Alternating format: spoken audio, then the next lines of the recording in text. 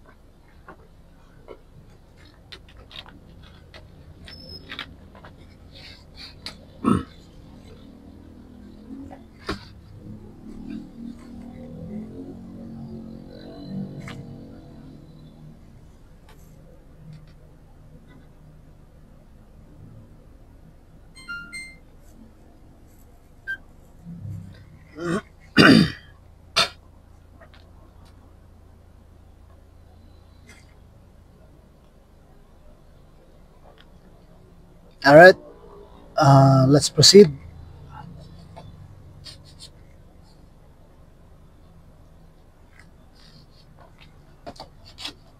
Una, yung absence without official leave or yung wall or a wall.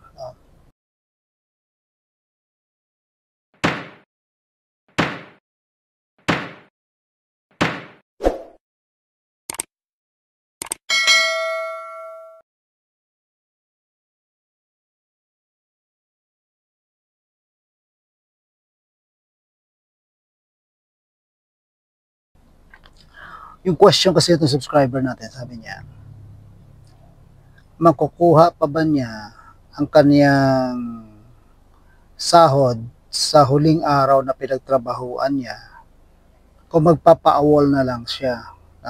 Kasi meron daw, gusto daw niyang mag-resign, kaso may rendering na 30 days at parang ayaw niya na mag-render. So aware naman siya na ma-awol siya, pero ang tanong lang, makukuha ba yung kanyang final pay? Ang absence without official leave or AWOL or AWOL, yan ay hindi pa termination. The fact na na-AWOL status ang isang empleyado, hindi ibig sabihin na tanggal na siya. No? Yun ay kung marunong ang HR. No? Kasi ang empleyado natatanggal lang sa kung hindi na siya talaga pumapasok base sa kasong abandonment of work, not because of absence without official leave. In certain cases lang naman, na rare talaga yon, na sobrang dami na ng kanyang absences, na pwede siyang ma-dismiss for AWOL based on gross and habitual neglect of duty. Pero kung AWOL lang itself, medyo malabo kasi sa case nga ng Cavite Apparel, parang 4 yata na AWOL, tapos total 11 na absences. Sabi ng Supreme Court, too harsh pa yon, ano. So, kapag marunong yung employer, hindi siya mag-terminate for AWOL lang. Mag-terminate siya for abandonment of work. So, itong scenario ng ating subscriber, pinapalagay nyo na puputulin niya yung kanilang relasyon sa pamamagitan ng pag-resign. Article 300 ng Labor Code. Pero hindi na siya magre-render ng 30 days. Ano bang mangyayari pagka hindi nag-render ng 30 days? Sa Labor Code natin, Article 300, liable for damages yung empleyado kasi hindi siya nagbigay ng advance notice na 1 month. Or syempre, sa batas natin, Article 30 ng Civil Code, yung 1 month ay 30 days yan. Ngayon, kung hindi siya nagbigay ng notice, isipin natin na walang turnover or at least complete turnover. Pag ganun ang sitwasyon, syempre si employer pwede magkaroon ng mga consequential na gastos yan. Halimbawa, nagpa-OT ng ibang tao, na hire ng reliever, and in doing so, nagpa-job placement, kumuha ng contractor. There are so many things na pwedeng mangyari dahil sa hindi nakapag-render ang isang empleyado. Just to make sure lang na hindi maapektuhan ang operation ni company. So, ibig sabihin, may mga ginastos, may mga babayaran, may mga kung ano-ano si employer dahil sa hindi pag-render ng empleyado ng 30 days. So ngayon, si empleyado, meron siyang final pay. Yung final pay niya, ito yung araw na huling pinagtrabahuhan niya, no? Ang tanong, pwede bang ipitin yan ng kumpanya samantalang sasabihin ng employee, pinagtrabahuhan ko na ho yan. Bakit kailangan pa yan maiipit? Kung titingnan natin, parang may puntod dyan si employee. Kasi nga, malinaw naman sa ating batas, sa ating labor code na bawal ang mag-withhold ng sahod ng isang empleyado, no? Article 116. Sa Article 113, malinaw din dyan na bawal mag-deduct. Kasi syempre, ang purpose ng employer kung bakit niya wini-withhold yung last pay ni employee para mag-deduct siya doon ng pambayad sa mga danyos. So, Article 113, as a rule, sabi niya, bawal mag-deduct sa sahod ng mga empleyado. Pero dahil yan ay general rule, may exception. Isa sa mga exceptions dyan ay kung ito ay autorisado ng batas. Sa ganitong sitwasyon ba, may batas ba na nag-authorize niyan? Well, kung titingnan mo, meron. No? Article 1706 ng ating Civil Code. In the first place, doon sa Article 116 na bawal mag-withhold, sabi ng Supreme Court sa kaso ni Milan versus NLRC, That's a general rule. But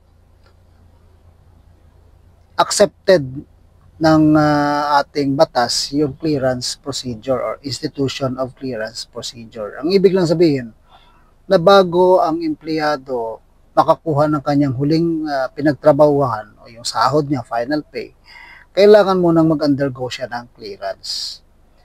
Siyempre, pagka may utang ka, may danyos kang dapat bayaran, hindi ka makiklear. Diba? Kung kakasuhan mo ang employer mo ng withholding of wages, may isasagot siya sa iyo. Hindi ka nag-clearance. Ganon. So, may institution of clearance procedure. Ngayon, kung si employer man later on mag-deduct, may basihan ba siya? Sabi ni employee, di ba dapat i-release akin ang final pay ko?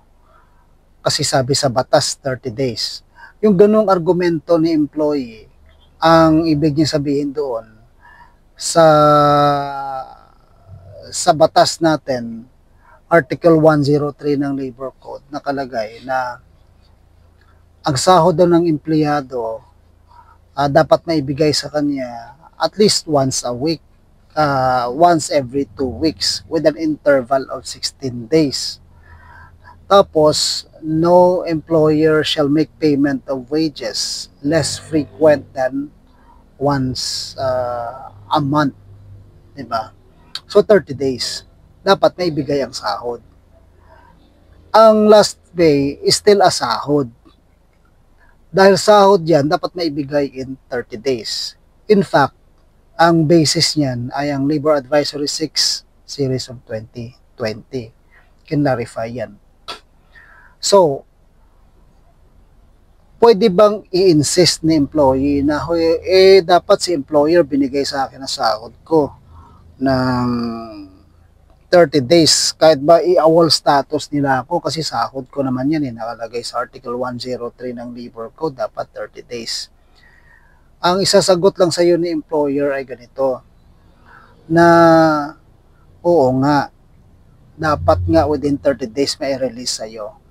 Pero, i-withhold namin yan kasi hindi ka pa nagki-clearance ayon sa kaso ng Milan versus NLRC, Institution of Clearance Procedure. So, di ba, sagot naman ng employee, di ba nga bawal mag-withhold? Oo nga, bawal. Pero general rule yan. Kung meron kang hindi na accomplish, hindi na ibalik, hindi na bayaran sa kumpanya, hindi ka makiklear. Normal naman yan.